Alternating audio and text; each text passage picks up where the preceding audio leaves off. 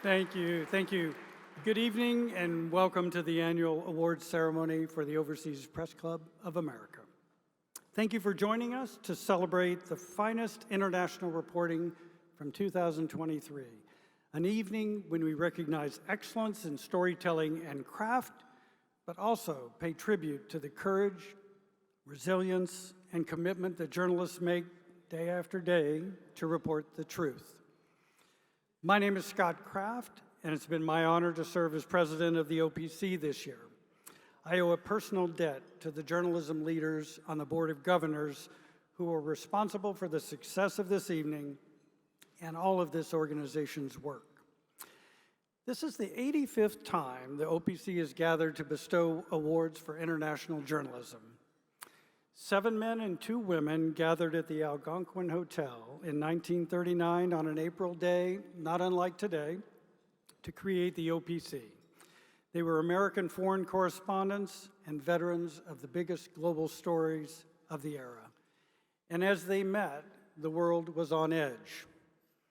Adolf Hitler had created a totalitarian state in Germany and would, in fact, invade Poland just 5 months later. Japan was pushing for economic control of East Asia. In Italy, Mussolini was seeking to expand his empire into Africa. Our founders wanted to create a kind of salon for them and colleagues returning from abroad, often from very dangerous parts of the world. And the club would be a safe space to swap war stories, to share information, and it must be said, down gallons of whiskey. Some things haven't changed. They were writers, photographers, and broadcasters. In the early days, they included Lowell Thomas and Edward R. Murrow, but also journalists like Dorothy Thompson, who had been expelled by the Gestapo and was writing a column called On the Road, which was read by 10 million people in the United States. They had a shared passion for the work of reporting from abroad for an American audience. Of course, it isn't hard to find parallels between the world that our founders were covering in 1939 and the world we cover today. But the other through line is passion for this profession and a dedication to excellence. And importantly, a recognition of the sacrifice, too often the ultimate sacrifice, that so many of our colleagues have made.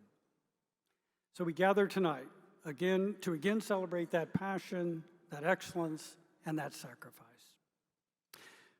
We are fortunate tonight to hear from 2 journalists who represent all of that and more.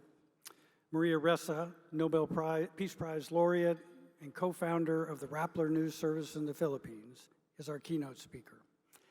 And David Remnick, former Moscow correspondent for the Washington Post and editor-in-chief of the New Yorker, is the recipient of the OPC President's Award.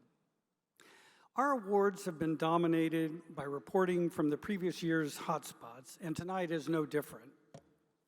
But I want to draw your attention to a new award category you will hear tonight.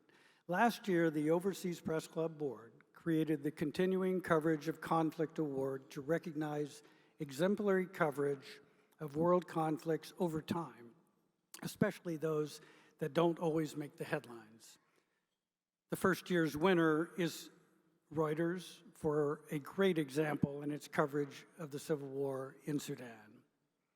Now, before we get started, I want to warmly thank our dinner sponsors, Citi, Mercedes-Benz, the Associated Press, CNN, the Financial Times, the Fuller Project, the LA Times, the New Yorker, the New York Times, NPR, the Outlaw Ocean Project, and the Washington Post.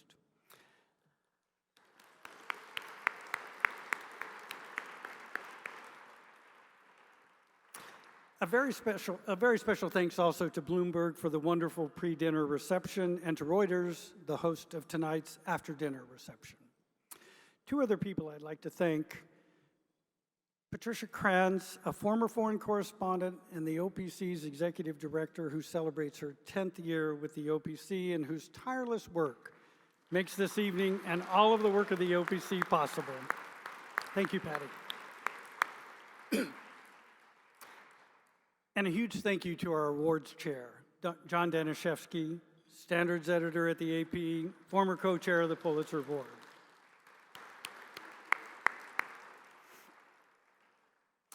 And of course, thanks to the nearly 100 jurors who selected the work we are honoring here tonight.